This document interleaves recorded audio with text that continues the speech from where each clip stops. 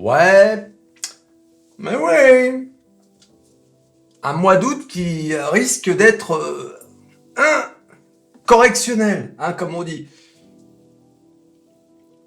Je vous avais dit, une telle montée des indices, des actions serait sanctionnée d'une correction. Ça fait partie du jeu, les gars. Et pour ça, les marchés ne sont pas allés chercher bien loin. D'abord, on va regarder les indices et on va regarder la raison de la chute du marché aujourd'hui. Là, au moment où je vous parle, aux États-Unis, le marché français est fermé, vient de fermer. Aux États-Unis, on est aux alentours de l'heure du déjeuner. Le Nasdaq, moins 2%. Regardons les indices. Voilà, S&P 500, moins 1,15. Le Dow Jones, moins 1,064. C'est pas catastrophique, hein. Et comme d'habitude, la drama queen, le Nasdaq, toujours à faire des siennes. Bon, bah là, ça n'a pas loupé, hein. Moins 2%. C'est normal, c'est celui qui est monté le plus, hein. C'est fulgurant, cette montée du Nasdaq en 2023. C'est extraordinaire, même.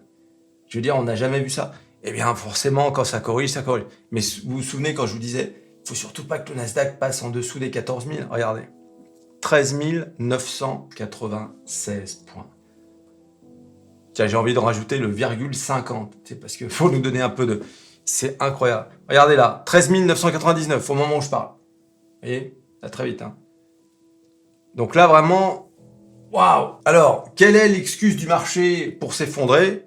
Eh bien, il faut se rendre sur metamorphose47.com, le plus grand site de bourse et de finance, et voir Fitch, l'agence de notation, Fitch Ratings, abaisse la note de crédit américaine de AAA à AA+, comme la France. Voilà. Ça fait bizarre, hein, quand même, hein. Les États-Unis, qui étaient toujours considérés comme la valeur sûre absolue avec le dollar, bah, manifestement, certains pensent que non, hein. Fitch Ratings a abaissé la cote de crédit des États-Unis de A à AA+, citant la détérioration budgétaire au cours des 3 prochaines années et les négociations répétées sur le plafond de la dette qui menacent la capacité du gouvernement à payer ses factures. Cette décision intervient 2 mois après que le président démocrate Joe Biden et la Chambre des représentants, contrôlés par les républicains, ont conclu un accord sur le plafond de la dette qui a levé la limite d'emprunt du gouvernement de 31,4 milliards de dollars. Pardon, trillions, d'accord, de dollars. Une dette à 31 milliards de dollars pour les États-Unis, ce serait pas de dette du tout. Mettant fin à des mois de politique au bord du gouffre. Fitch avait d'abord signalé la possibilité d'un déclassement en mai, puis a maintenu cette position en juin, après la résolution de la crise du plafond de la dette, affirmant qu'il avait l'intention de finaliser la révision au 3e trimestre de cette année. Avec la dégradation, elle devient la 2e grande agence de notation après Standard & Poor's, à retirer aux États-Unis sa note AAA. L'impact, le dollar a chuté dans une gamme de devises, les contrats à terme sur actions ont baissé et les contrats à terme sur le trésor ont augmenté après l'annonce, mais plusieurs investisseurs et analystes ont déclaré qu'ils s'attendaient à ce que l'impact de la dégradation soit limité. C'est vrai que c'est pas non plus sur la panique sur les marchés, hein. Et enfin, la réaction. La secrétaire au trésor des États-Unis, Janet Yellen, n'était pas d'accord avec la rétrogradation de Fitch, on s'imagine, dans une déclaration la qualifiant d'arbitraire et basée sur des données obsolètes. La Maison-Blanche avait un point de vue similaire, affirmant qu'elle n'était pas du tout d'accord avec cette décision. Cela défie la réalité de déclasser les États-Unis à un moment où le président Biden a réalisé la plus forte reprise, a déclaré la secrétaire de presse de la Maison-Blanche, Jen Psaki, dans un communiqué. La chanson habituelle, hein. Donc c'est une façon de donner un coup de pied au derrière des Américains, quoi, hein, qui continuent comme ça de dépenser et d'avoir leur dette qui n'arrête de gonfler. Tiens, ça me fait penser à quelqu'un, à un autre pays. Une petite idée peut-être? Un pays au drapeau bleu, blanc, rouge. Voilà, donc c'est comme ça, hein. C'est bien aussi que des agences rappellent au pays qu'on peut pas faire tout et n'importe quoi, même quand on s'appelle les États-Unis ou même la France. Alors bien évidemment, dans cette mauvaise nouvelle, regardons qui morfle le plus, hein. Tesla Moins 2,42, je ne sais pas si vous imaginez, hein, on est à 254 avec Tesla, on était à 300 $ il y a quelques, même pas 2 semaines. Hein.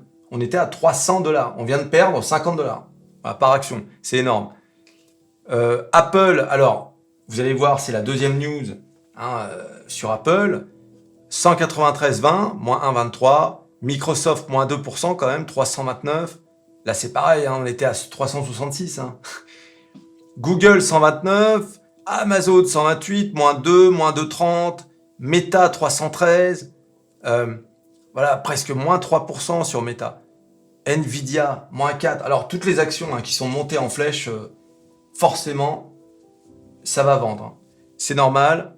Donc, Nvidia, moins 4%, Intel, moins 3. Et alors, tiens, mes deux saucisses, là, Matterport et Novavax, moins 7%, moins 8,6%. Unity Software, moins 7%, toujours, hein, pour vous rappeler, hein, toutes les valeurs spéculatives, dès que le marché baisse, c'est celles qui prennent le plus cher. Hein. Il faut bien comprendre que dans des marchés baissiers, ceux qui agissent le plus, ce sont ceux qui shortent le marché, d'accord ? Je ne sais pas si je vous ai déjà expliqué ça, le principe de shorter le marché. Donc, là où on s'amuse le plus, c'est forcément sur des valeurs comme ça. Ce sont des jouets hein, pour les shorts. Hein. Toutes les small caps du Nasdaq, c'est le moment justement de shorter, et c'est là que ça marche le mieux. Tout le monde se met d'accord, allez on short ça, et là on a des moins 7, moins 5. Dans un Nasdaq à moins 3%, là on passe à moins 15, etc. Donc c'est comme ça que les traders se font de l'oseille. D'accord ? C'est toujours comme ça. Hein. Quitte à ce que demain ou après-demain ça reprenne plus 8%, c'est pas grave.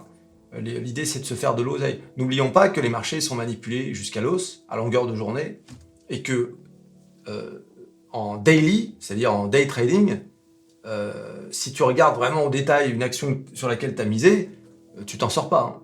Tu deviens fou même. C'est pour ça que je vous dis, quand vous mettez des billes sur une action, sur le long terme, ne regardez pas au quotidien. Quand je dis vous regardez pas, si, parce que vous regardez Métamorphose 47, forcément vous voyez. Mais tu as vu, on avait du Tesla à 300 $, j'ai pas plus vendu que je vendrais à 250. T'as compris ? Et quand bien même ça descendrait à 200 $, c'est pas un problème. Tu vois ? Mais si tu regardes au quotidien et que t'es là, oh mon Dieu, tu vas paniquer, tu vas faire n'importe quoi. Alors bien évidemment, pour acheter toutes ces actions, hein, vous le savez, il vous faut un courtier. Quoi de mieux que De Giro, un de mes courtiers. Le lien dans la description, vous cliquez, vous vous inscrivez et vous n'avez pas besoin de mettre de l'argent. Vous avez juste à vous inscrire. Et ensuite, au moins, vous aurez un courtier si un jour vous voulez investir sur toutes ces actions. Voilà, ça peut toujours servir. D'accord ? C'est important ça. Si, c'est important. Alors, comment faire une vidéo aujourd'hui et ne pas mentionner, pour la énième fois cette semaine, Atos. Atos et c'est moins 16%. Hier, j'ai fait une vidéo, vous savez, quand j'ai dévoilé une nouvelle action, l'action Mattel, j'ai parlé d'Atos. Il y avait du nouveau hein, dans Atos. Vous savez, maintenant, il y a le milliardaire tchèque qui est rentré dans le jeu et qui rachète pour 2 milliards de dollars Tech Foundation. Quand j'ai fait la vidéo, l'action était à plus 12%, plus 11%. L'action a fini à moins 4%. Donc là, Atos est lourdement manipulé sur les marchés. Les shorts s'en donnent à cœur joie. Bon, ils voulaient ramener, hein, on va le voir sur les graphiques. L'idée, c'était de ramener, regardez le volume. Hein. Depuis les earnings, les traders s'en donnent à cœur joie. Hein. Regardez, hein. Là, il n'y avait aucun volume, que dalle. Et là, tout à coup, bing, là, on s'en donne à cœur joie. Là, si tu veux, là encore, hein, les traders s'amusent. Ils s'amusent sur Atos et regardent. Donc, qu'est-ce qu'ils font ? Ils ramènent le titre Atos sur le support précédent. Et donc, le support précédent, il est là. Hein. All time low, hein, d'ailleurs. C'est all time low, hein, c'est pas rien quand même. Allez, regardez, on est monté du all time low, donc qui date du 22 septembre 2022. On a pris avec Atos 119%. D'accord ? Et là, bing ! Voilà, le marché est sans pitié. Regardez, hein. Voilà, sur un timeline de daily, 1, 2, 3, 4. Voilà, et on revient au all time low. Donc là, tous les gains de Atos pendant... ça nous fait combien de journées, ça ? Voilà, 300 jours, eh bien, sont perdus. Eh oui, ami. Meunier, tu dors? Ton Athos va trop vite. Meunier. Et que va trop vite vers zéro. Hein, c'est ça le problème. C'est la bourse. C'est la bourse, il faut assumer ses positions. Moi qui suis à peu près à 11 et quelques hein, en PRU, regardez, hein, si je prends, je sais pas, 11,5 peut-être, j'ai perdu 37% sur Atos. Voilà. Mais bon, comme je sais que c'est une valeur spéculative, tout comme Téléperformance d'ailleurs, eh bien, tu mets une petite position. Alors, avec cette mauvaise actualité sur Atos et Téléperformance, je revois pointer le bout de leur nez les pleurniches. Hein, on avait vu beaucoup d'OMA et maintenant on a en plus de ça les pleurniches qui débarquent. Les gars, je vous ai toujours dit, hein, la bourse, si vous vous levez le matin en tremblant des genoux, quittez la bourse. D'accord ? J'ai vu un gars qui disait j'ai perdu 70% sur plusieurs dizaines de milliers d'euros sur Solution 30. J'aurais finalement mieux fait de garder sur Livret A. Mais si tu as mis des dizaines de milliers d'euros, d'abord ça veut rien dire des dizaines de milliers d'euros. Si ton portefeuille, ton capital c'est 1 million d'euros, c'est que dalle finalement, dizaines de milliers d'euros. Donc on va plutôt parler en pourcentage. Mais si tu as mis, supposons que ça représente une grosse partie de ton capital, pourquoi tu as mis une grosse partie de ton capital sur Solution 30 ? C'est que tu y croyais, c'est que tu suis l'actualité de l'entreprise, c'est que tu sais à peu près ce que tu fais. Ne me dis pas que tu as mis une grosse partie de ton capital sur ce genre de boîte. Regardez, c'est toujours la même chose. Hein. Regarde, c'est Atos, 100 $, 7 $. Bon, disons 11 $ il n'y a pas longtemps. Une dizaine de... Voilà. Orpea, Téléperformance, Solution 30. Toutes ces entreprises ont le même schéma. Regardez. Elles s'effondrent. Là, par exemple, Solution 30, au 15 décembre 2020, donc qui a profité également de la remontée après le Covid, on est à 20 €. Aujourd'hui, on est à 2. Toutes ces entreprises ont le même schéma. Bing, un jour, elles s'effondrent. Ensuite, ça range, ça re-s'effondre. Et les gens se disent « Ah, il y a un coup à faire ». Forcément, en se disant « Ça va remonter ». Et c'est, pourquoi pas ? Tu peux te dire ça. Tu peux te dire, seulement, c'est risqué. Tu sais pas si ça va remonter. Ça peut remonter. C'est ce qui s'est passé, par exemple, avec Meta. Meta, pareil, même schéma, et c'est remonté. Pourquoi ? Parce que derrière, tu as un vrai management à l'américaine. Qu'est-ce qu'il a fait, Mark Zuckerberg ? Il a viré, je ne sais plus combien de dizaines de milliers de personnes. Par vagues successives de 10 000 personnes. Allez hop, et il a fait ce qu'on appelle un rachat d'actions. Et ça, plus un recentrage sur les revenus publicitaires, il n'en fallait pas davantage pour rendre le marché optimiste. Tu vois ? Sauf que les entreprises françaises, tu vois comment ça marche. Ils font à peu près n'importe quoi. On a de l'espoir, parce qu'on se dit quand même, moi, pourquoi je suis sur Atos ? Parce que je me dis quand même, Eviden, cybersécurité, physique quantique, ordinateur quantique, pardon, il y a un potentiel, intelligence artificielle, il y a un potentiel. Mais le problème, c'est qu'on a des managements ce sont des charlots, ce sont des clowns. Tu vois ? Mais bon,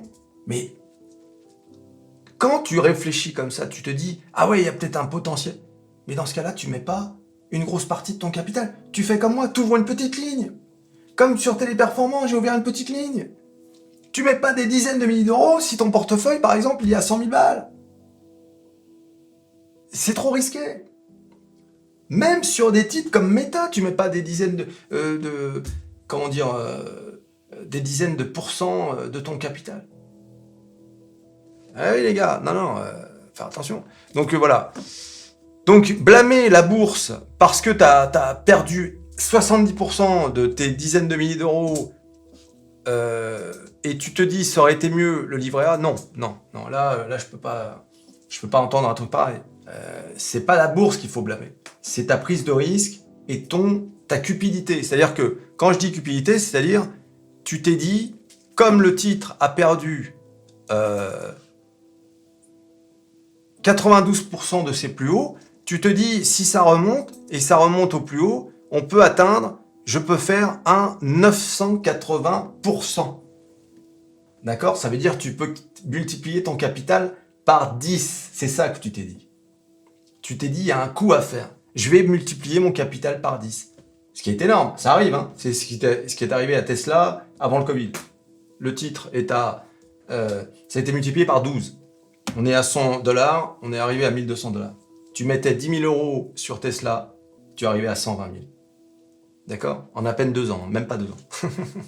Voilà, donc c'est ça que tu t'es dit. Et c'est pour ça que tu as tenté ton coup. C'est très bien, tu as tenté ton coup, tu as perdu. Tu aurais pu gagner. D'accord? Si tu avais fait la même avec Meta, par exemple, quand c'était à $88, bah aujourd'hui, tu as vu, c'est à plus de 300. Donc c'est pas x10, mais quand même. Ne blâmez pas la bourse pour vos propres erreurs. C'est la pire chose à faire. S'il y a bien un truc qu'on doit apprendre sur soi-même à la bourse, c'est prendre ses responsabilités. On a tous fait des erreurs, et moi le premier. Hein. Moi j'ai fait des erreurs de jugement, des erreurs de... Et vraiment, mais j'aurais voulu me taper la tête contre le mur. Mais c'est comme ça. C'est l'école un peu de l'humilité, hein, la bourse. C'est vraiment, t'apprends à te dire, c'est ma faute. Et arrêter de dire, au début, t'es là, ouais, mais pourquoi le marché, il vend? Tu vois? C'est comme ça. Là, par exemple, sur Atos, la déroute d'Atos, ça sert à rien de t'en prendre au marché. Ça fait partie du jeu.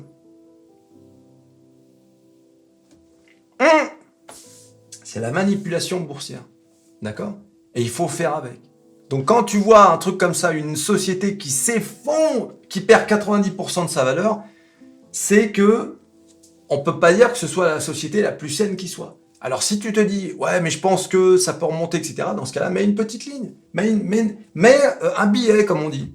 Mets un billet, mais ne mets pas des dizaines de pourcents de ton capital.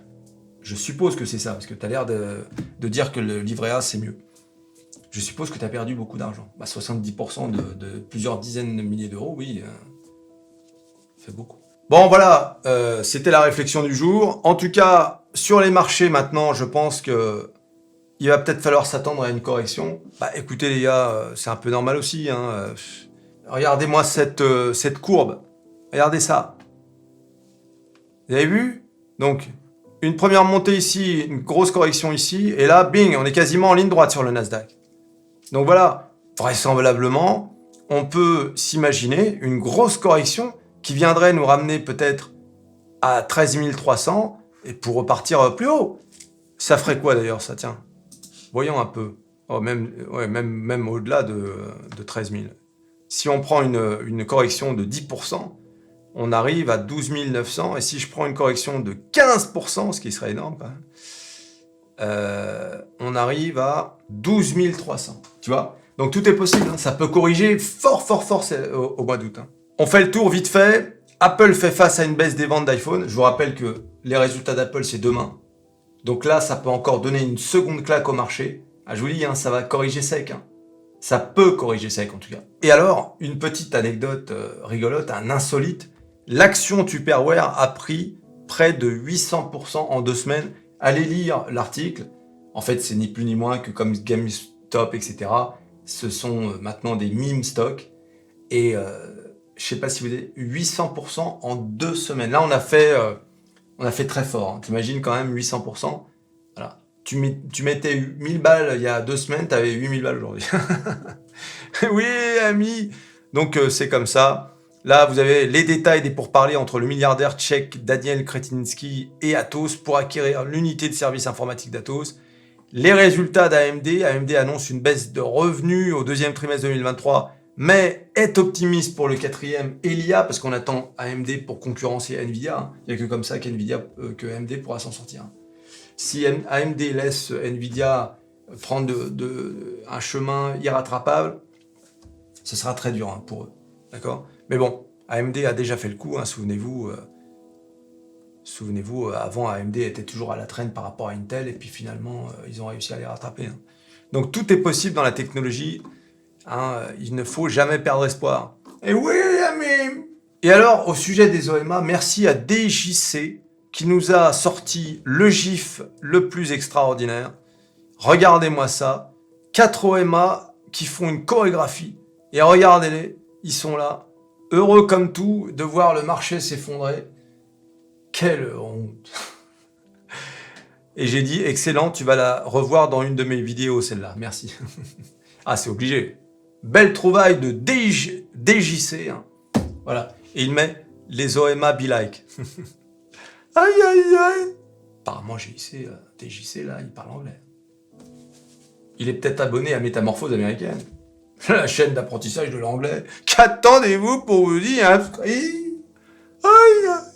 Tu t'abonnes, tu likes, tu partages, tu cliques sur à peu près tout ce qui peut être cliqué. La correction, en août, ouais. Apple qui publie ses résultats demain avec Amazon. Et on se revoit à la prochaine vidéo. Allez, salut.